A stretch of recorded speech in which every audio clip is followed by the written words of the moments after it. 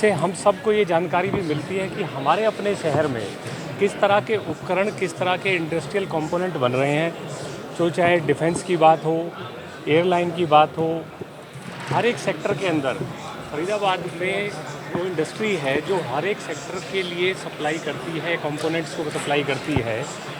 इसके बारे में आपस में सबको जानकारी हो, इंडस्ट्री वालों को भी आपस में जानकारी हो, कौन सा प्रोडक्ट कहाँ से उपलब्ध हो सकता है। ऐसा प्लेटफॉर्म उन्होंने तैयार किया है कि हम सब के लिए जानकारी भी मिल रही है। और प्रधानमंत्री जी का जो मेक इन इंडिया का सपना है वो मैन्युफैक्चरिंग के बिना पूरा नहीं हो सकता। और मैन्युफैक्चरिंग के मामले में फरीदाबाद जैसे अग्रणी रहा है, उसमें आईएमटी जो एरिया है और आईएमटी इंडस्ट्रियल एसोसिएशन विशेषकर जिस तरह से अपनी भूमिका निभा रही है, निश्चित तौर पर फरीदाबाद के उद्यमी आगे बढ़ेंगे और मेक इन इंडिया और विकसित भारत का प्रधानमंत्री जी का जो सपना है 2047 का, उसमें अग्रणी भूमिका फरीदाबाद के उद्यमी निभाने जा रहे हैं। इसके लिए उन सबको हार्दिक बधाई और इस आयोजन के लिए प्रमोद जी को और उनकी समस्त टीम को एक बार पुनः बहुत बहुत बधाई, बहुत बहुत शुभकामनाएं। एक संगम के रूप में यहाँ ऑर्गेनाइज किया है।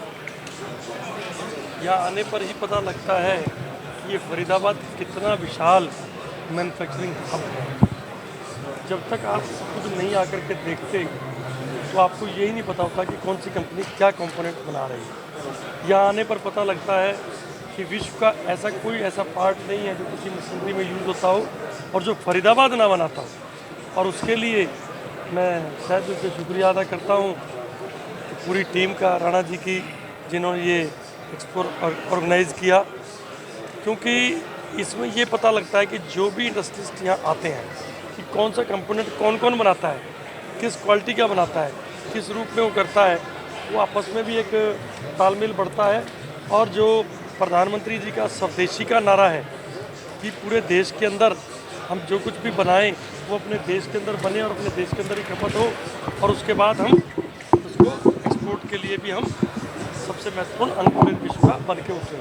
तो आज लोगों को दिए आपकी तरफ से, जो बरगल तहसील में जो एरिया आ रहा था तो परेशान हो रहे थे लोग, कभी फरीदाबाद तहसील में आना जाना होता था सेक्टर 21 सीटर, क्या कहेंगे इस पर कितनी बड़ी राहत? देखिए, मैं आपको अच्छी बताऊँ कि भारतीय जनता पार्टी की जिस दिन से सरकार बनी है, जो मुद्दे सरकार के संज्ञान में आते हैं उसका सलूशन करना पिछले 2014 से अब तक आप देखिए कि पहले पेंशन के लिए लोग धक्के खाते थे, अब ऑनलाइन पेंशन है।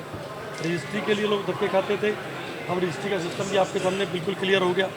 ऐसे ही धीरे धीरे पहले पानी की समस्या थी, पानी की समस्या को धीरे धीरे ख़त्म किया।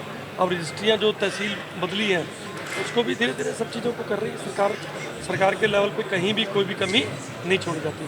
और जहाँ हमारे पार्षद साथी, हमारे विधायक साथी, जिनको जो पता लगता है वो संबंधित विभाग के अधिकारियों को बुला करके उसके ऊपर काम करते हैं। यहाँ पर आकर यहाँ घूमने पर ये पता लगता है भाई कौन सी चीज़ कहाँ पर बन रही है। और बहुत ही इसका एक ऊंचे लेवल पर जो इसकी पहचान करते हैं, जैसे हमारा सपना है आदरणीय नरेंद्र मोदी जी का विकसित भारत का, मेक इन इंडिया, उसमें जो है ना हमारी इस इंडस्ट्रियल एरिया का बहुत बड़ा योगदान रहा और आगे रहने वाला है। जो हमें तो ऐसे लग रहा है जैसे 2047 की जगह 2037 में जो है मोदी जी का सपना पूरा हो जाए विकसित भारत का।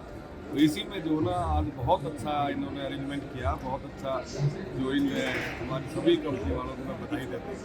विधायक साहब, आपने जो है धरने पर भी बैठने की बात कही थी जनता के साथ, वार्ड नंबर 1 को लेकर के तमाम विधानसभा का जो है पूरा वार्ड नंबर 1 में लेकर के। मेरे से जो वादा किया गया था मैं तो उस पर चल रहा हूँ, मैं जनता के साथ। तो जनता ने हमें चुना है, जनता के प्रतिनिधि हैं, तो हम जनता के साथ ही रहेंगे वहाँ पर भी। और वहाँ पर जो है पहले तो यही था कि हमारे NIT का जो कूड़ा वही डलेगा। अब उसमें ये थोड़ी भाई अब तुम अपनी अलग अलग विधानसभा उन सबका अलग अलग जो है ना बनने जा रहा है, उसका टेंडर होने जा रहा है।